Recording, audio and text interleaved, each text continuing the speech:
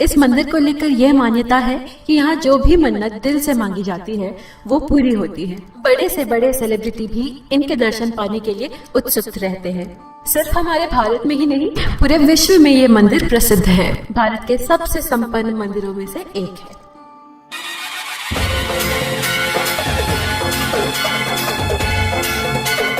सनातन धर्म में भगवान श्री गणेश का बहुत महत्व है। प्रत्येक नए कार्य से पूर्व इनका पूजन अनिवार्य है। यूँ तो श्री गणेश के भक्त दुनिया के हर कोने में हैं, लेकिन महाराष्ट्र में इनके तादाद सबसे ज्यादा है। महाराष्ट्र में श्री गणेश के 8 सिद्ध ऐतिहासिक और पौराणिक स्थल हैं, जो अष्टविनायक के नाम से प्रसिद्ध हैं। इसी क्रम में मुंबई के प्रभावती इलाके का सिद्धि विनायक मंदिर भारत के सबसे पूजनीय मंदिरों में से एक है। हालांकि इस मंदिर की ना तो महाराष्ट्र के अष्टविनायकों में गिनती होती है और ना ही सिद्धटेक के सिद्धि विनायक से इसका कोई संबंध है, लेकिन अष्टविनायकों से अलग होते हुए भी इसकी महत्ता किसी सिद्धपीठ से कम नहीं।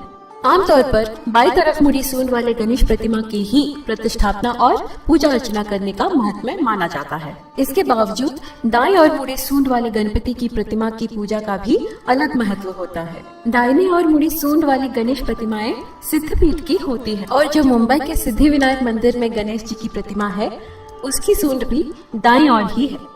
मुंबई के सिद्धि विनायक की दूसरी विशेषता ये है कि वे चतुर्भुजी विग्रह हैं। उनके ऊपर वाले दाएं हाथ में कमल और बाएं हाथ में अंकुश है और नीचे के दाहिने हाथ में मोतियों की माला और बाएं हाथ में मोदक से भरी कटोरी है। गणपति के दोनों ओर उनकी दोनों पत्नियां रिद्धि और सिद्धि मौजूद है। मस्तक पर अपने पिता महादेव के समान एक तीसरा नेत्र और गले में एक सर्प लिपटा है। सिद्धि विनायक का यह विग्रह 2.5 फीट ऊंचा है और ये 2 फीट चौड़ा है। कहते हैं कि सिद्धि विनायक अपने भक्तों की मनोकामना को तुरंत पूरा करते हैं। दीवारों पर भक्त अपने मनोकामना लिखते हैं और मानते हैं कि सिद्धि विनायक जी उन्हें पढ़कर तुरंत उनके मनोकामना पूरा करते हैं।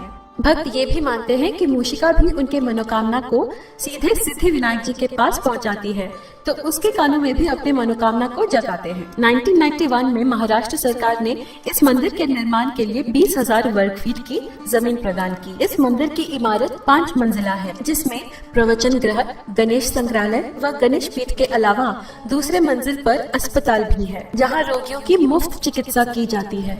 इसी मंजिल पर रसोई घर है, जहाँ से एक लिफ्ट सीधे गर्भगृह में आती है। मंदिर के ऊपरी मंजिल पर यहाँ के पुजारियों के रहने की व्यवस्था की गई है। मंदिर इस तरह बनाया गया है ताकि अधिक से अधिक भक्त सभा मंडप और गैलरी से ही दर्शन कर सकते हैं।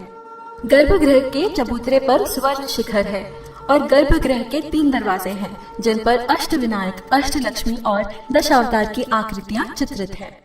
कहते हैं कि असली मंदिर बहुत छोटा था, करीब 6 बाय 6 फीट, जिसे 1801 में लक्ष्मण विठू पाटिल ने देवबाई पाटिल के सूचना पर निर्माण किया था। देवबाई पाटिल अमीर परिवार से थी पर बेऔलाद थी। दूसरे कथन के हिसाब से यह सिद्धि विनायक जी स्वयंभू हैं, जो इसी इलाके में मंदरा पेड़ पर रामकृष्ण जंभिकर महाराज जी को मिला था। उसके बाद इस मंदिर का कई बार रिकंस्ट्रक्शन हुआ। एक बार जमीन से हनुमान जी की मूर्ति मिली तो उसे भी टेम्पल कॉम्प्लेक्स में ही शामिल कर दिया।